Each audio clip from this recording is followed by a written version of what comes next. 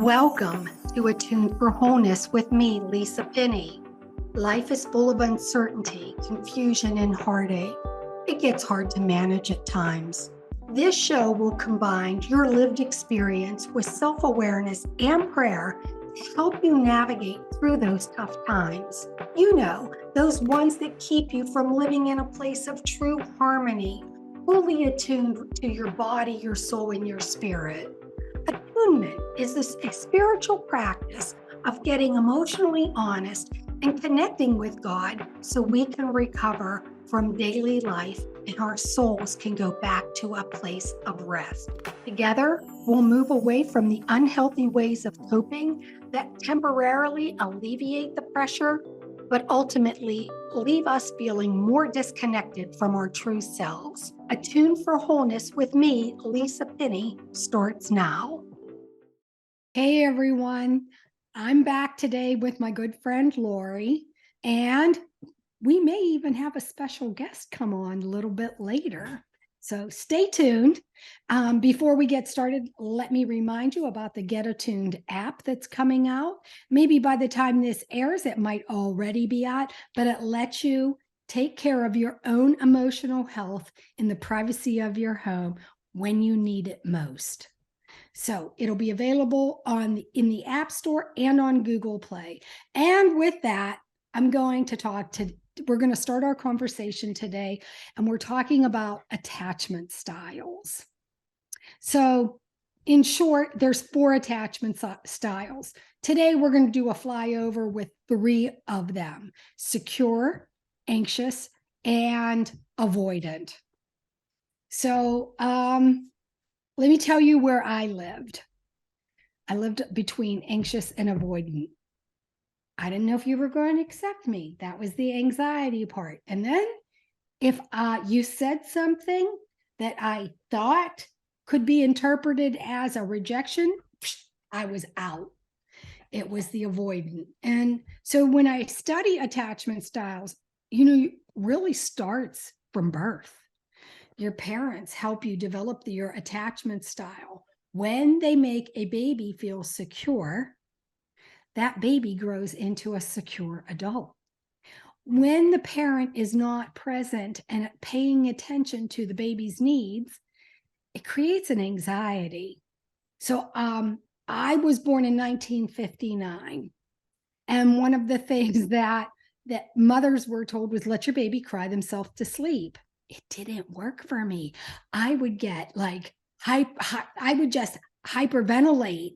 And my mom, being a new mom, didn't know if she was allowed to pick me up, and it made her really anxious. And her anxiety transferred to me as well. The heck? What is this thing that we were like, no, you got to train them from day one to sleep all night through? That's just nonsense. Mothers today don't do that. And fathers too, they're really much more in tune with their child's needs. And so with that, Lori, I'm going to ask you, how did you grow up, and what kind of attachment style do you feel like you live in most often? Sure, that's a great question. And first of all, let me just preface that I didn't even know about attachment styles until a year ago. So I would tell you, like, if you asked me that back then, I would say, oh, I grew up in a secure attachment style because I felt loved. I felt secure. My parents have been married for, 64 years. And, but once I became aware of them, I would say, oh, no, there was definitely some avoidance because emotionally there was no security in there because we just didn't talk about our emotions. We just put everything under the rug. We would be performers. We would do things to accomplish things, which had great intentions, right? We were givers. We would do things for other people. But there definitely was an avoidant. And then I'm thinking, no, there's a lot of anxiousness there too, because the fear of rejection was so big for me because I was a people pleaser. And I was the and youngest. you get the rejection piece because if you broached the subject of an emotion with your mom and she went into problem solving mode, you inherently started to think, did something wrong because Yes. right? Yes. Yes. That was always it. Like, oh, I didn't do it right. I did it wrong. Or I need to do this. I need to quick and react and do it so I can feel better. Mm-hmm. So that you can feel connected to your parents again. Yes. Yeah. So, I talked about that person that might jump on with us. Yeah. She's here. Her Awesome. name is Sierra. She's our producer. And now, Sierra, I'm going to ask you, what attachment style do you most likely live in as a young person? Yeah, I think I most resonate with very much anxious and somewhat secure Hmm. because I think in this day and age with all sorts of social medias and life is just online, there's always going to be that anxiety that I have with anything that's going on. But at the same time, I'm secure in myself, so I'm secure in the relationships that I have as well. And that's really good. That's You're awesome. kind of young to be able to have that kind of relationship with yourself.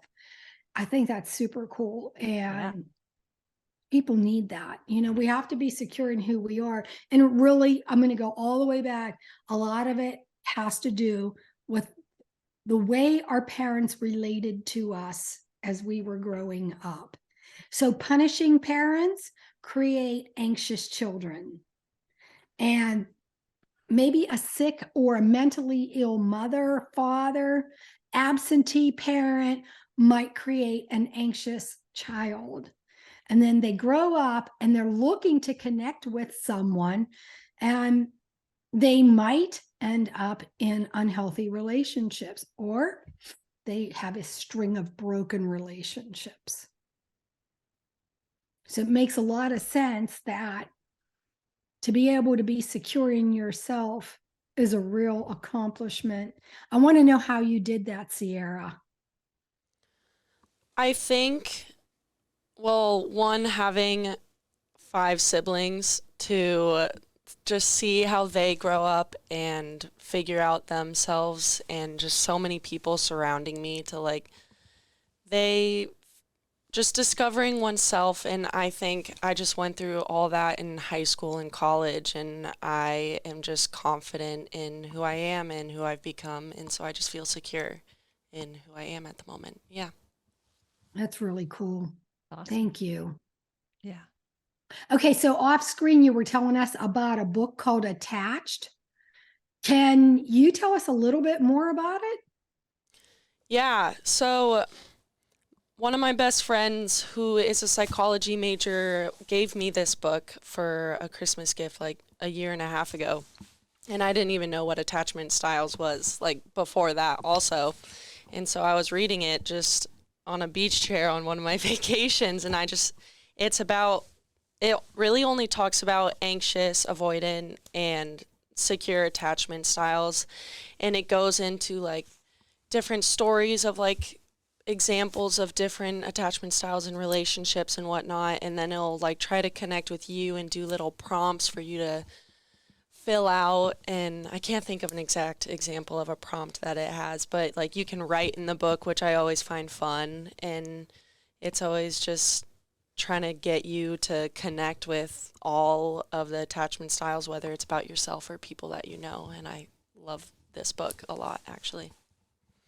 You find that you're looking around, observing interactions and going, oh, I know their attachment style. Exactly. I learned about attachment styles probably 5 years ago, maybe 6 years ago. I stumbled on this book by Sue Johnson called Created for Connection. It is a wonderful book to figure out how your partner attaches and runs away. So, does your partner tend to shut you out? He might have an attachment style that is different than yours, because if you're a problem solver, you're going to go at him, go at him, and go at him, and not give him the space he needs to sit and think. That was me and Terry in the beginning. I'd be like, I need to talk about this. And he'd be like, I don't want to. it's a place of growth. If you hang out with your spouse long enough, you find that sweet spot. Sometimes it becomes a matter over time of recognizing the mood they're in. You can feel it. When you have an open door to press, and when that door is closed and you need to just wait. That's part of love, and if you can give that space, that waiting period for somebody, it has to be also recognized that they have to come back because you have needs too. If you are the kind of person that has to have resolution to a problem in your relationship, then that person that tends to avoid has to come back and face whatever the problem is, whatever the situation is, whatever it is you need resolution to. And if you can't have both pieces, giving space and coming back to resolve, you have this mismatch and this thing going on where you're not actually connecting. And connecting is something that we all live for. Yeah. And that's such an important point that you just brought up, because like I said, I wasn't aware until a year ago, and it just helped me understand my marriage better, because I say I have more of that anxious, it's secure, but anxious bend, where he is very much avoidant, because he grew up in a household where, although his parents were married, they're still married, he never heard once he was loved. They were not involved in his life. They showed no human affection, emotionally abusive, and there was other abuse too. And so it helped me understand, so I could connect with him and give him that space. I would say I was able to invite him into a conversation. So I felt seen and heard, and I could express what I was wanting, but then not putting a time clock or a demand on when he would come back to talk to me and process. Because I also had read one time it takes a man up to 24 hours to process one thought. And I thought, oh Lord, you've given me patience for a reason. Because I'm like, boom, let's go on, next. And he's just like, he's still on that one thought. So it does give you the grace and the space to say, I don't have to relate to him on a level that I want. I need to meet him where he's at, but then he's got to be able to learn how to meet me where I'm at so we can grow together. 100%. Yes, 100%. And that's how you stay connected. And that's where relationships break down. So even in the workplace, you can see the dynamics of attachment styles. If you have a boss that is very relational, you probably have an environment of people who stay at that job longer just because it's just a wonderful place to work. If the boss is relational and takes time to understand you feel seen, heard, and understood. And isn't that something we all want these days? Yeah. And when that boss is task driven and not people driven, you'll see higher turnover. Where there's toxic environments, it's often a mismatch in attachment styles. So think of the authoritarian leader. That authoritarian leader may have learned to be that way because he had to learn how to be hyper independent because his parents weren't around. It's just something to think about. And I'm very relational. So if I had a boss that wasn't relational, I'd be like, nope, I'm out. Yeah. And on the surface, that sounds okay. But really and truly, a non-relational boss was so triggering to me that I told myself, I don't need this. But really, I was triggered and I couldn't take it anymore. Yeah. And that's where that self-awareness comes in. That's so important. But then how do we move through that and process that? So I'd love to hear also from Sierra too, and you, Lisa, as far as you've got this information, so you're aware, You recognize, oh, in this environment or this relationship, this is not working, or this needs improvement. What do you do next? Where do you go from that? Well, Sierra, I'm going to defer to you. What do you do? Well, I think it could go in different directions. Like for me, when I was reading the book for the first time, not only was I connecting with the people around me, but it also, in some ways, gave me closure to past relationships that I've had, understanding the type of style that they were, reading through it, and then being like, oh, that makes sense now. Like, I understand why this was happening then. And it just, like, kind of gives me some, like, peace of mind, understanding the way that people are. Mhm.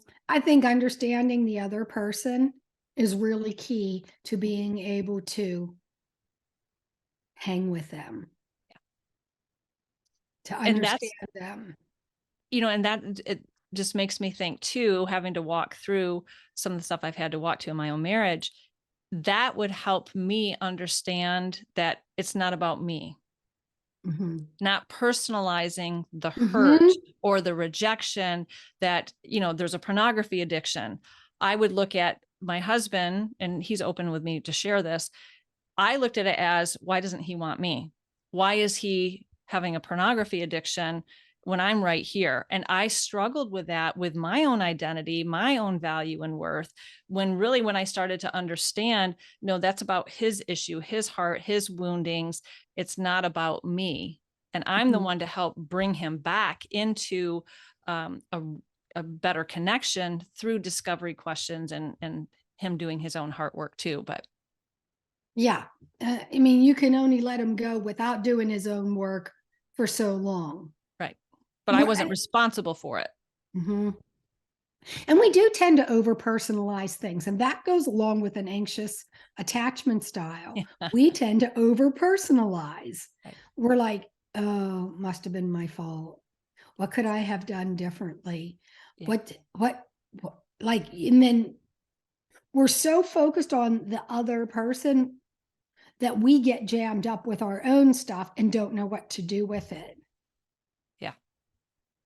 And we are too afraid and anxious to do anything good for ourselves as far as a relationship goes. I mean, there was a point when I was going through a depressive episode, and I actually told myself my husband likes me better when I'm quiet, Hmm. because I over personalized this and really thought, I don't know why I started doing that, but that was part of my avoidance. Right. The avoidance. Yeah. Right. And I mean, he had no clue that I was thinking this until after I came out of it. And, there are times of situational depression. This was a dark night of the soul experience that went on too long, and I got depressed. Yeah. And that's just the truth of it. But, anyways, when I got out of it and I told my husband, he was like, what? But that was me avoiding, because I didn't know, I didn't understand what was happening. Mhm. you know and I think that over personalizing is very key for the anxious or the avoidant attachment style. If we don't feel understood, and that's a dangerous place to be. In a secure one, we're like, yeah, it's not about me. I don't like what they're doing, but it's not about me, it's their stuff. So logically we can say, oh, that's their problem, but then inwardly we're like, it's mine. Yeah. Well, and two, for me personally, my dad brought pornography into the house when I was young. So it triggered Mhm. the attachment side. That was not secure. That was an area of my life that was not secure. Even though, again, my parents are very loving, we have a great relationship, I always felt loved. But in that area, I was very insecure. And that was, and so that, then I bring that, I have that in my marriage. So then it just totally goes back to that identity. And like you said, over personalizing it, because it was so personal to me as a child. Well, daggone Playboy and Hustler magazines, they opened up the doors for a lot of that stuff. Yeah. Yeah. Well, and that was a rite of passage that my dad found from his dad of when you turn 16, you go to, or 18, or I think it was 16 back then, you go to a strip club. Like that's your rites of passage as a guy. So again, I grew up heathen. So it's a learned behavior. He learned what he, and so it just got passed down to anyway. So, well, and then, so I want to go back and link this. We always say that scripture, don't let love awaken till it so desires. But we don't say that to men. We tell women, I'm going to go off on a tangent. Okay. We tell girls, watch your neckline, but we don't tell guys, turn your eyes away. Yeah. Yeah. Or avoid a construction site. Yeah. So I think there's a double standard there. And a man is allowed to be closed off. It's actually quite masculine and broody and all that stuff. But really, is he allowed? Right. And a woman is supposed to be able to handle it all. But really, can she? Yeah. Is not her partner supposed to be available to her? Right. Right. So Sierra, what's your dream guy? Well, I actually am not very much into guys. That is my secret. Okay. Yeah, my dream girl is who I am with now, and we've been together for a year and 4 months as of today. So Very nice. Very Yeah. nice. yeah. Okay. All right. And so now that's a little bit more about you and the fact that you hold space for a lot of people. I think that's pretty super cool.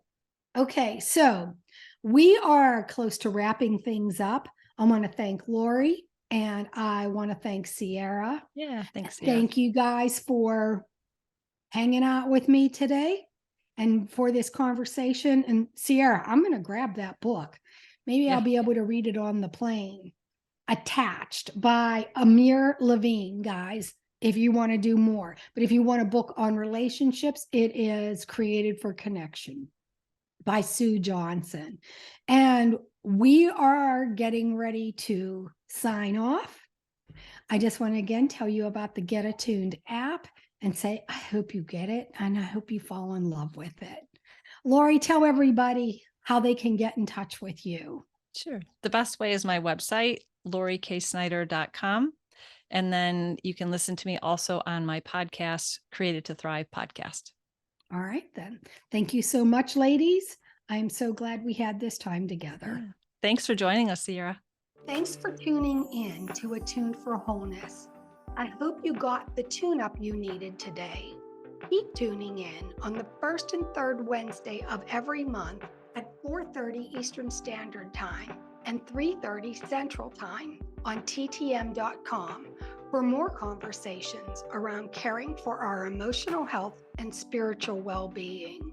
I'd like to invite you to consider becoming a resiliency coach to develop the skills that will help others heal and bounce back quicker from negative events. Or maybe you're someone who's looking for a holistic and spiritual path to move through anxiety and unresolved trauma. For both of these resources, visit my website at www.wholenessandpractice.com. And thank you for listening to Attuned for Wholeness on Transformation Talk Radio.